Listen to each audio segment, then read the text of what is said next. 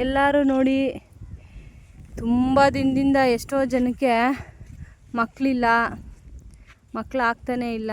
ನಾವೆಲ್ಲ ತುಂಬ ಹರಕೆಗಳು ಕಟ್ಕೊಂಡಿದ್ದೀವಿ ಅಂತೆಲ್ಲ ಆ ಥರ ತುಂಬ ಜನ ಹೇಳ್ಕೊತಾ ಇರೋದನ್ನು ನಾನು ಕೇಳಿದ್ದೀನಿ.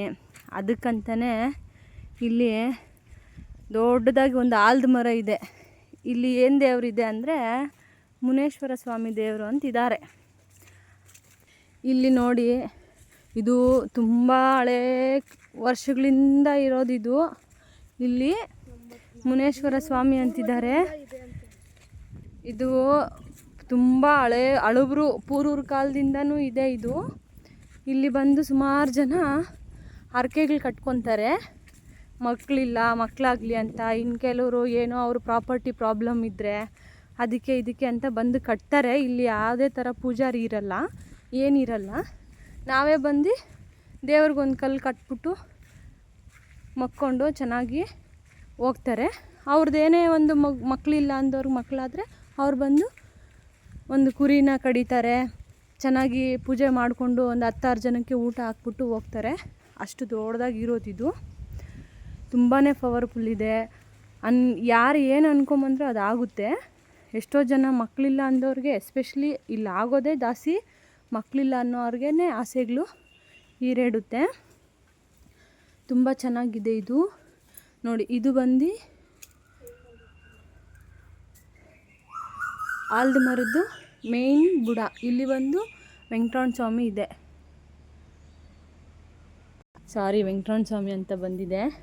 ನನಗೆ ತುಂಬ ಇಷ್ಟ ಅಲ್ಲ, ಅದಕ್ಕೆ ಅದೇ ದೇವ್ರು ಬಂದುಬಿಟ್ಟಿದೆ. ಇದು ಮುನೇಶ್ವರ ಸ್ವಾಮಿ ಅಂತ.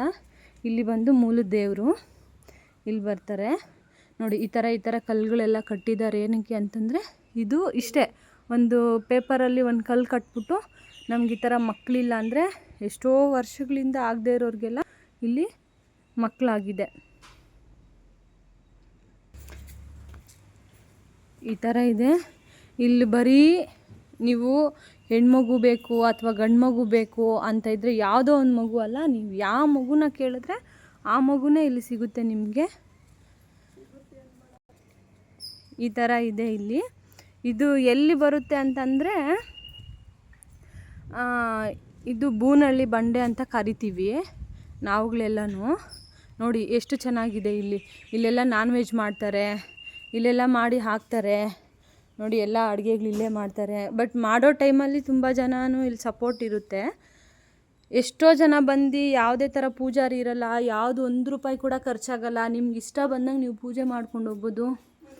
ಇಲ್ಲಿ ನೋಡಿ 7 ಜನ ಅಕ್ಕಯ್ಯಮ್ಮನವ್ರು ಇರ್ತಾರೆ. ಪ್ರತಿದಿನ ಪೂಜೆ ಯಾರಾದರೂ ಒಬ್ಬರು ಮಾಡಿರ್ತಾರೆ ಪ್ರತಿದಿನ. ಇವಾಗ ಶ್ರಾವಣಗಳಂತನೂ ಅಷ್ಟೇ, ಎಂಥ ಟೈಮಲ್ಲೂ ಒಂದು ದಿನ ಆದರೂ ಪೂಜೆ ಇಲ್ಲಿ ಮಾಡಿರ್ತಾರೆ ನೋಡಿ. ಬಾಗಿಲು ಹಾಕಲ್ಲ, ಯಾರೂ ಕ್ಲೋಸ್ ಮಾಡಲ್ಲ, ಏನಿಲ್ಲ, ಯಾರಾದರೂ ಬಂದು ಮಾಡ್ಕೋಬಹುದು.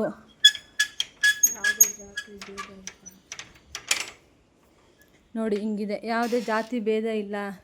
ನೀವೇನು ಅಂದ್ಕೊಂಡಿರ್ತೀವೋ ಅದೆಲ್ಲನೂ ಹಾಕ್ತೀವಿ. ಇದು ಮೇಯ್ನು ದೇವರಿದು.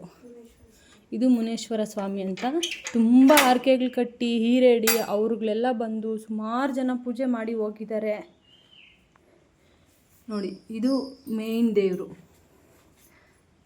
ಎಲ್ಲರೂ ನಮಸ್ಕಾರ ಮಾಡ್ಕೊಳ್ಳಿ ನೋಡಿ. ಇಷ್ಟು ಚೆನ್ನಾಗಿದೆ. ಇದು ಮೇಯ್ನ್ ದೇವರು. ಇದು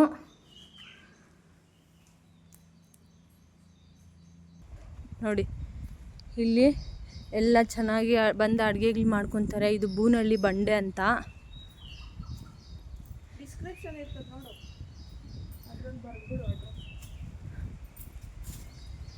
ಇದು ಎಲ್ಲಿ ಅಡ್ರೆಸ್ ಬರುತ್ತೆ ಅಂದರೆ, ಇದನ್ನು ಬೂನಹಳ್ಳಿ ಬಂಡೆ ಅಂತ ಕರಿತೀವಿ.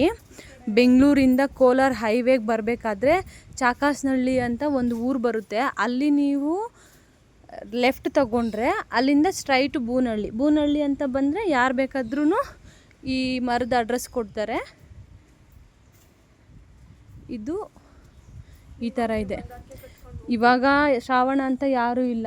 ಕೆಲವೊಂದು ಸತಿ ತುಂಬ ಜನ ಇರ್ತಾರೆ ಇಲ್ಲಿ. ಬರೀ ಕುರಿ ಕಟ್ ಮಾಡೋದು, ಏನೋ ಒಂದು ಸಣ್ಣದಾಗಿ ಶಾಸ್ತ್ರ ಆದರೂ ಮಾಡ್ಕೊಂಡು ಹೋಗ್ತಾರೆ. ತುಂಬ ಜನಕ್ಕೆ ಹರಕೆಗಳೆಲ್ಲ ಈಡೇರಿದೆ. ತುಂಬ ದೊಡ್ಡದು ಆಲದ ಮರ ಇದು ನೋಡಿ. ಹ್ಞೂ ಹ್ಞೂ ಬಗ್ಗೆ ನಾವು ಇವಾಗ ಬುಕ್ಕಾಗಿ ಬರೀತಿರಲ್ಲ ಊಹೆ ಮಾಡ್ಕೊಂಡು